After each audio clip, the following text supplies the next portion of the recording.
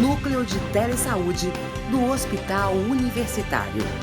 Universidade Federal do Maranhão. Bom, pessoal, a gente vai falar hoje sobre a abordagem diagnóstica do Covid-19, né?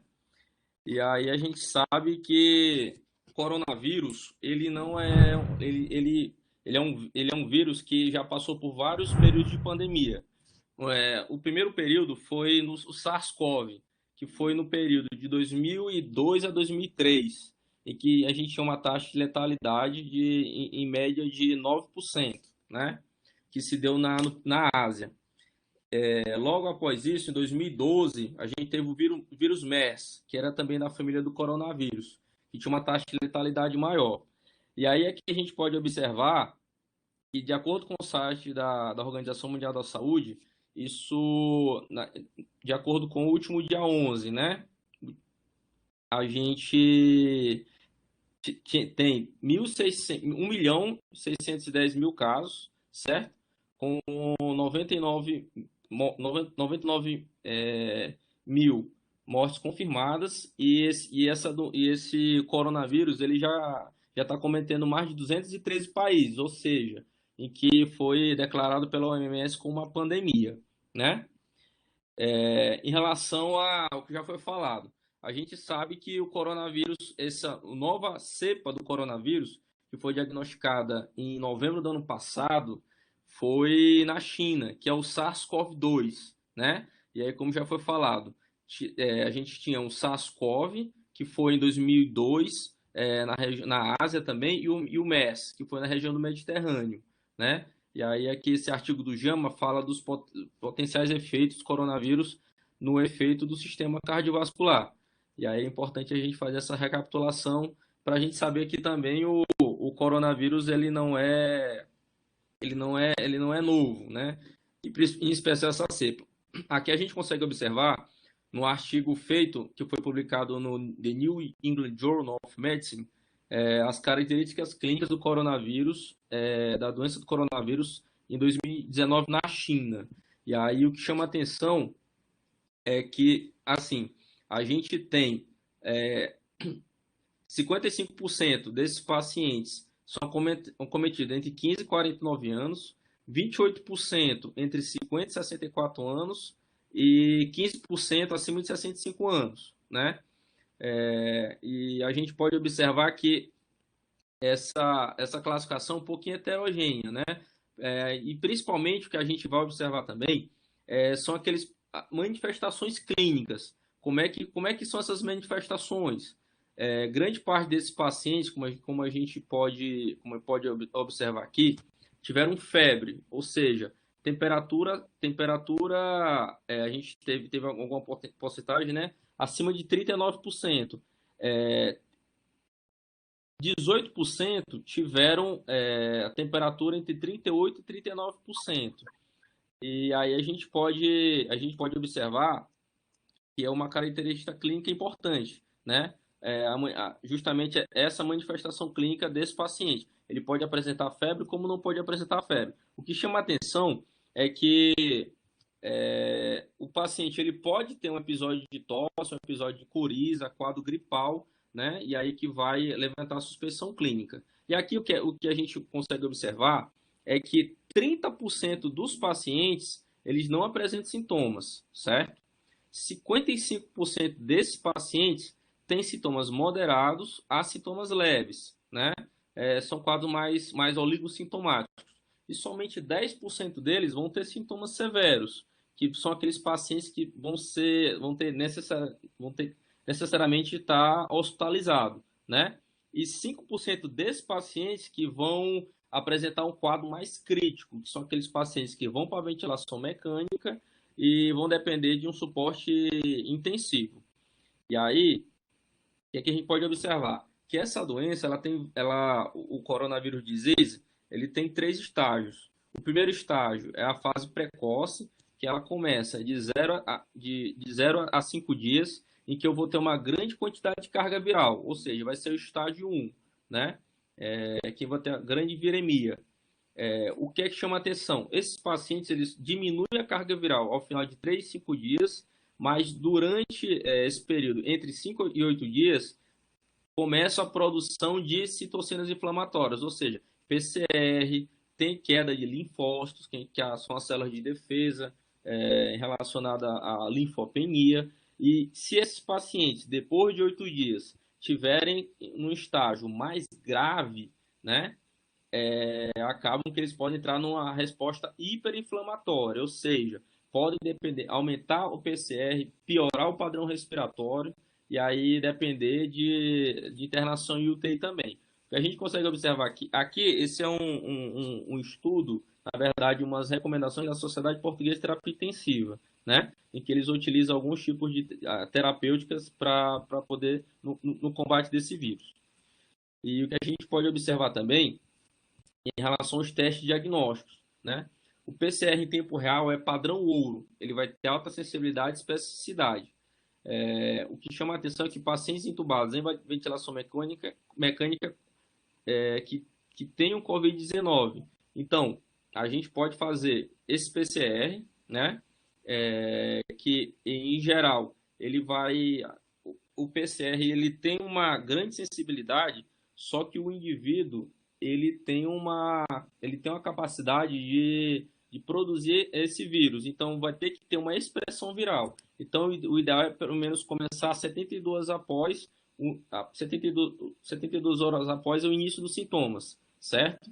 A gente não pode considerar de forma isolada apenas resultados de suave orofaríngeo. Ou seja, um valor negativo, ele não exclui, ele pode ser porque ele tem baixo valor preditivo negativo. Ou seja, não exclui a uma infecção. O ideal é você repetir esse exame com mais de 24 horas, que é o preconizado pela Organização Mundial da Saúde, né? 2 valores negativos, aí sim você pode ter uma segurança maior em dizer que esse paciente ele pode ter um resultado que seja verdadeiramente negativo.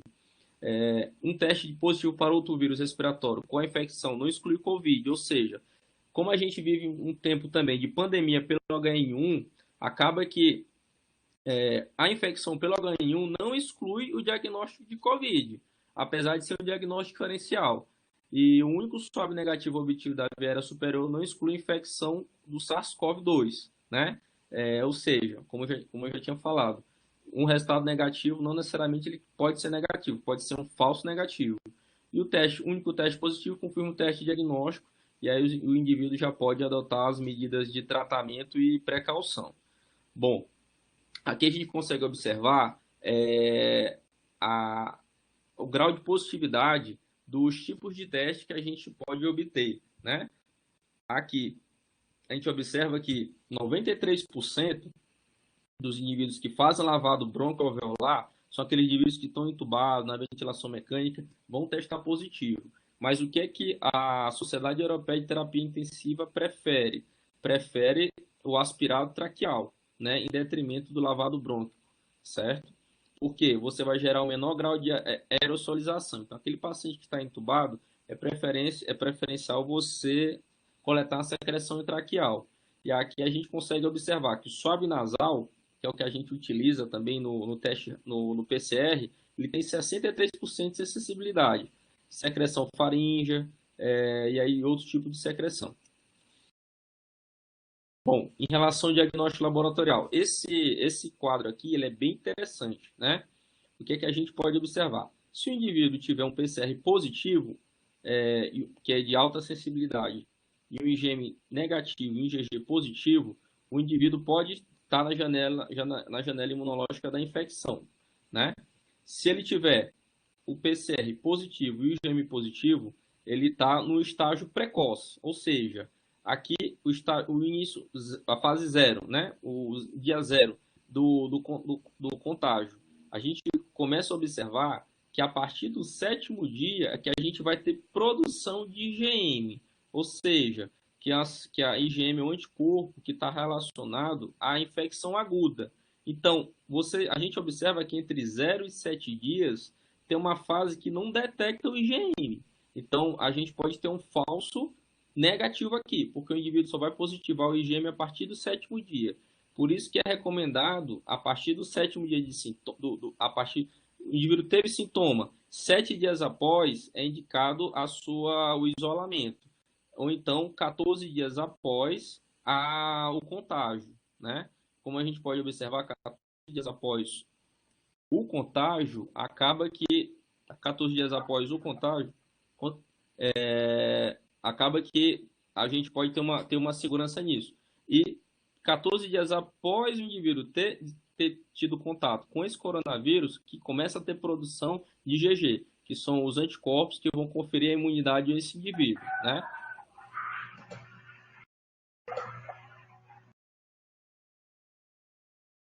Aqui, esse achado ele é muito interessante. É uma publicação do Chest, né, que mostra as manifestações na tomografia dos pacientes com o novo coronavírus disease, né?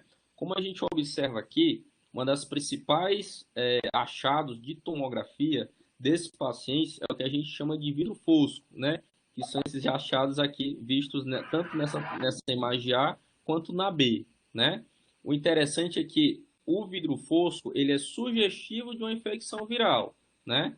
Ele não é patognomônico.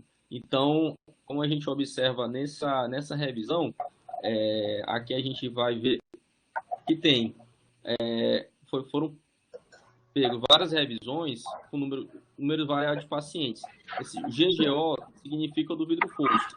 Nessa primeira, a gente observa que 91% dos pacientes tiveram achado de vidro fosco. Na segunda, 86, 45, 65, ou seja, grande parte desses pacientes tem esse achado em vidro fosco, que já é sugestivo de uma infecção viral, não necessariamente por coronavírus, né? Mas os que tiveram coronavírus tinham esse achado de vidro fosco. O que é que a gente pode observar também? Que esse paciente tem, que a gente chama de consolidação, ou seja, pode ter uma infecção bacteriana associada. Então, por isso que, muitas das vezes, nos protocolos de paciente grave, já é iniciado antibiótico também, do paciente que tem indicação de internação hospitalar, né? Já pensando na infecção bacteriana associada. Mas o interessante, como a gente pôde observar, é que, assim, aqui é outro artigo que mostra o achado de vidro fosco em pacientes com influenza H1N1. Ou seja, a tomografia, o achado em vidro fosco, né, essas imagens aqui que eu estou colocando aqui na figura, o achado em vidro fosco ele não é patognomônico, ele somente sugere uma infecção viral, né? E aí a gente pode observar também no indivíduo que é acometido por outras infecções virais. E aí a gente observa também aqui o indivíduo que é acometido, né? A gente observa aqui pelo vírus sincial respiratório, também tem um achado de vidro fosco. Então, o que fica de mensagem? De achados laboratoriais, de achados radiológicos, né? A gente pode ter na tomografia o achado de vidro fosco. Sugere infecção viral.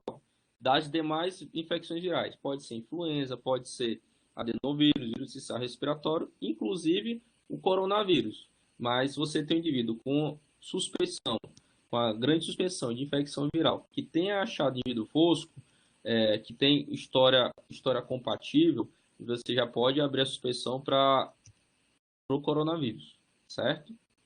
E aí o que a gente observa? Aqui a gente tem dois tipos de achado de pneumonia nesses indivíduos com alterações respiratórias. A gente tem dois fenótipos, né?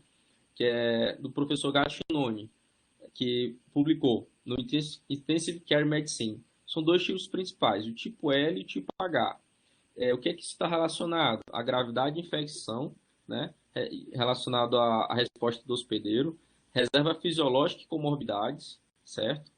E aí, a resposta ventilatória à infecção e o tempo entre o início da doença e a observação intra-hospitalar. Ou seja, esse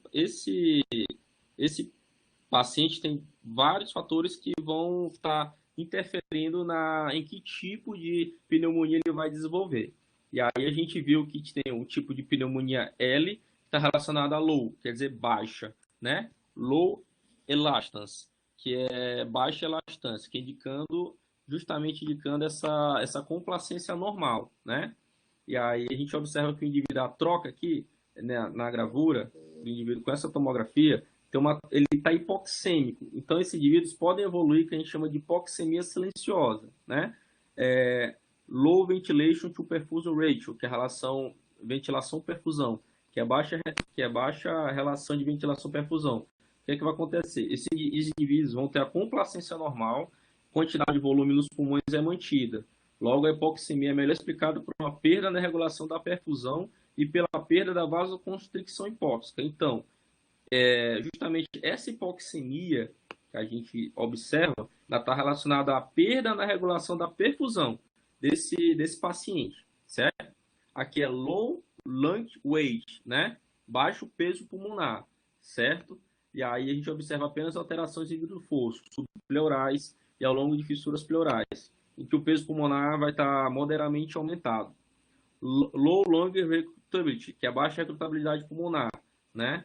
Está relacionada à quantidade de tecido pulmonar não aerado, né? Que é pequena. Logo, a capacidade do pulmão recrutar vai ser baixa, porque a quantidade de tecido pulmonar não aerado é pequena, certo? Que é a pneumonia do tipo L. Aí a gente vai ter agora a pneumonia do tipo H, que está relacionado a height, ou seja, alto. Alta elastância, né, que vai estar relacionado ao aumento do edema, que ocorre redução da quantidade de volume, logo a queda da complacência, né? Em relação, essa segunda aqui, right, left shunt, ou seja, alto shunt direito esquerdo, certo?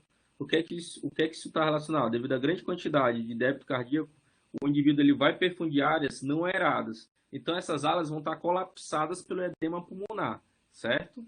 E aí, esse high lung weight, alto peso pulmonar, certo? Vai estar relacionado ao aumento de edema intersticial que ocorre no aumento do peso pulmonar. E aí, vocês observam que esse indivíduo aqui vai ter o pulmão de SARA, ou seja, que é a síndrome da angústia respiratória no adulto, que são pacientes que a capacidade de oxigenação deles tem um insulto recente com menos de 7 dias, que vai ter alguns parâmetros na ventilação mecânica, em que essa PaO2-FO2, a capacidade dele conseguir fazer a troca desse oxigênio vai estar abaixo de 300. E aqui essa troca está muito baixa, ou seja, esse indivíduo está com SARA grave, em que tem essa síndrome da angústia respiratória no adulto, tá certo? Que é uma SARA pulmonar, e aí vai estar com essa hipoxemia acentuada. Obrigado, pessoal.